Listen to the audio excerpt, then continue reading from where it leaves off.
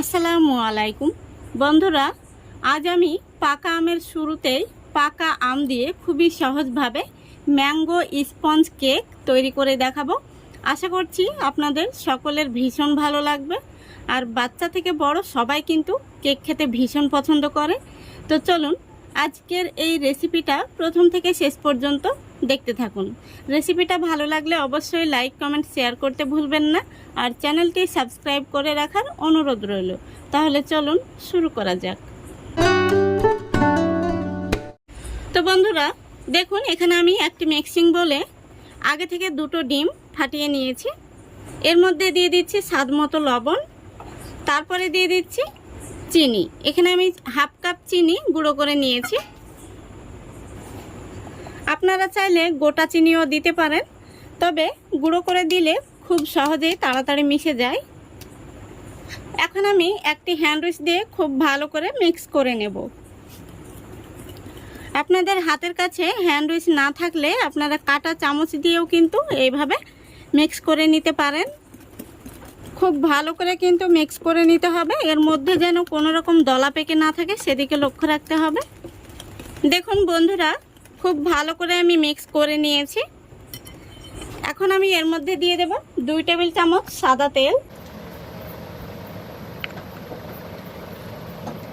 তেলটা দেওয়ার পরে আমি আবারও খুব ভালো করে মিক্স করে নেব। দেখুন মিক্স করা হয়ে গেছে।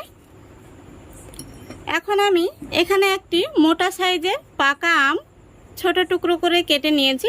এই আমটাকে আমি এই মিক্সি জারে করে খুব ভালো করে আমি পেস্ট করে নেব।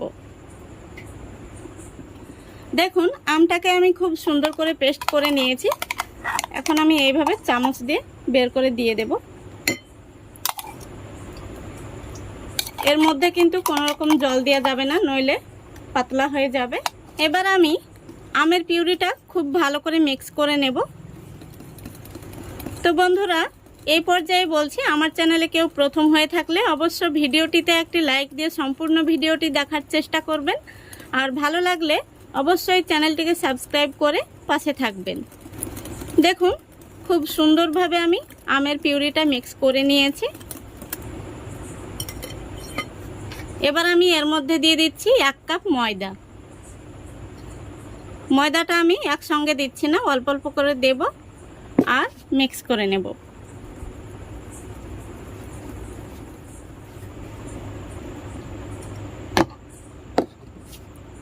দেখুন সম্পূর্ণ ময়দাটা আমি দিয়ে দিয়েছি। এবার খুব ভালো করে মিক্স করে নিতে হবে। দেখুন বন্ধুরা, মিক্স করার পরে ব্যাটারটা কিন্তু একটু ঘন হয়ে গেছে, তাই এখানে আমি 2 টেবিল চামচ মতো তরল দুধ দিয়ে দিচ্ছি। আর এই দুধটা আমি আগে থেকে জাল করে ঘন করে নিয়েছি। আবারও আমি খুব ভালো করে মিক্স করে নিচ্ছি।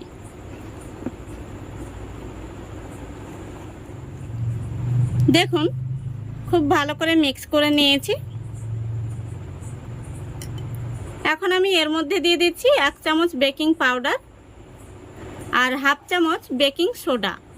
তারপরে আমি এই দুধের বাটি ধুয়ে 1 চামচ মতো দিয়ে দিচ্ছি জল। এই জলটা দেওয়ার কারণে বেকিং পাউডার আর বেকিং সোডা খুব সুন্দরভাবে রিঅ্যাক্ট করবে। তো আবারও আমি খুব ভালো করে মিশিয়ে নেব।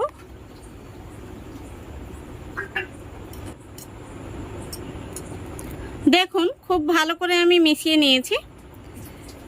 এখন আমি সবশেষে দিয়ে দিচ্ছি 3 থেকে 4 ফোঁটা মতো ভ্যানিলা এসেন্স।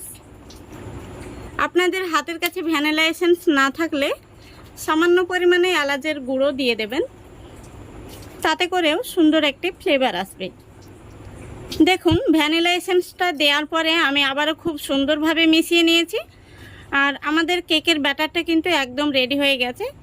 আশা করি ব্যাটারটা দেখে আপনারা বুঝতে পারছেন। কেকের ব্যাটারটা কিন্তু এরকমই হবে। এর চাইতে পাতলা হলে কেকটা ভালো হবে না, অথবা এর চাইতে ঘনত্ব বেশি হলে কেকটা শক্ত হয়ে যাবে। এখন আমি এটাকে একটা সাইডে সরিয়ে রাখছি। তো বন্ধুরা এখন আমি যে বাটির মধ্যে কেকটা বসাবো সেই বাটিটাকে রেডি করে নেব। তো দেখুন আমি এই বাটিটা নিয়েছি, আর এই বাটির মাপ করে একটি সাদা কাগজ কেটে নিয়েছি। এখন আমি এই বাটির মধ্যে সামান্য পরিমাণে দিয়ে দেব সাদা তেল।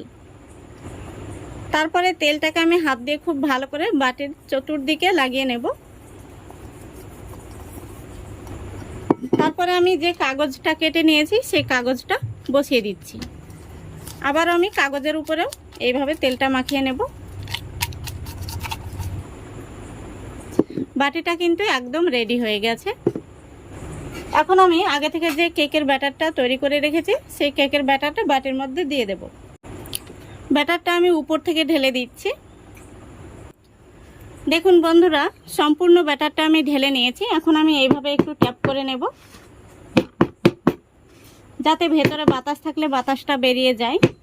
এদিকে দেখুন, কেকটাকে বেক করার জন্য আমি গ্যাসটা অন করে আগে থেকে কড়াই বসিয়ে দিয়েছি। কড়াইয়ের মধ্যে আমি একটি টিফিন বাটির খাপ দিয়েছি, তারপরে ফ্রি হিট করে নিয়েছি। এখন আমি কেকের এই বাটিটা বসিয়ে দেব।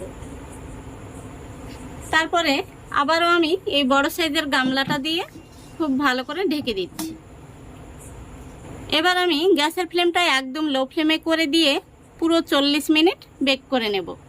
এই 40 মিনিটের মধ্যেই কিন্তু আমাদের কেকটা তৈরি হয়ে যাবে। তো ফিরে আসছি 40 মিনিট পর। দেখুন বন্ধুরা, পুরো 40 মিনিট হয়ে গেছে। এখন আমি গামলাটি তুলে দেখে নেব কেকটা কেমন হয়েছে। আলহামদুলিল্লাহ, দেখুন কেকটা কত সুন্দর কালার এসছে। এখন আমি একটি কাঠি নিয়েছি, কাঠি দিয়ে দেখে নেব কেকটা ভেতর থেকে হয়েছে নাকি কাঁচা রয়েছে। দেখুন কেকটা খুব সুন্দরভাবে ভেতর থেকে হয়ে গেছে, একটুও কিন্তু কাঠির মধ্যে লেগে নেই। এখন আমি গ্যাসটা অফ করে দিচ্ছি। তো কেকটাকে আমি বের করে ঠান্ডা করে নেব, তারপরে আপনাদের দেখাচ্ছি। দেখুন বন্ধুরা, কেকটা আমি কিছুটা ঠান্ডা করে নিয়েছি। তো পুরোপুরি কিন্তু ঠান্ডা হয়নি এখনও। আর এই ভিডিওটি বানাতে গিয়ে কিন্তু অনেকটা রাত হয়ে গেছে, এখন রাত্রি 11টা বাজে, সেই জন্য আমি একটু তাড়াতাড়ি করছি। তো এখন আমি কেকটা আপনাদের বের করে দেখিয়ে দিচ্ছি। তো সাইডটাকে এইভাবে আমি একটি ছুরি দিয়ে ছাড়িয়ে নিচ্ছি। এবার আমি একটি থালার মধ্যে কেকটাকে বের করে নিচ্ছি।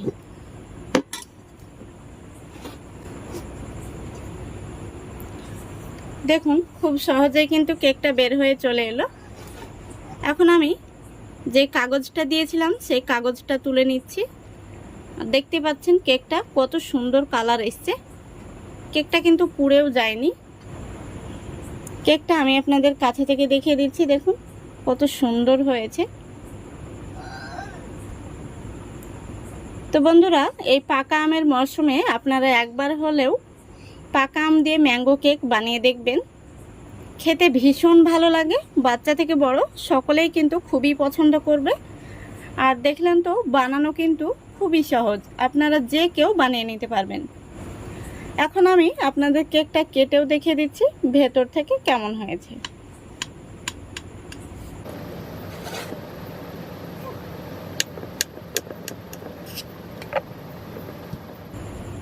দেখুন, আশা করি দেখতে পাচ্ছেন কতটা স্পঞ্জি হয়েছে, একদম নরম তুলতুলে। তা আপনারা এইভাবে বাড়িতে ট্রাই করবেন। আর বাড়িতে বানালে কমেন্ট বক্সে কমেন্ট করতে ভুলবেন না কেকটা আপনাদের কেমন হয়েছে। তো আশা করছি আজকের এই রেসিপিটা আপনাদের ভালো লেগেছে। ভালো লাগলে অবশ্যই লাইক কমেন্ট শেয়ার করে দেবেন এবং চ্যানেলটিকে সাবস্ক্রাইব করে অল নোটিফিকেশানটি অন করে সঙ্গে থাকবেন। আজকের মতো এখানেই বিদায় নিচ্ছি। সবাই ভালো থাকবেন, সুস্থ থাকবেন। খোদা হাফেজ।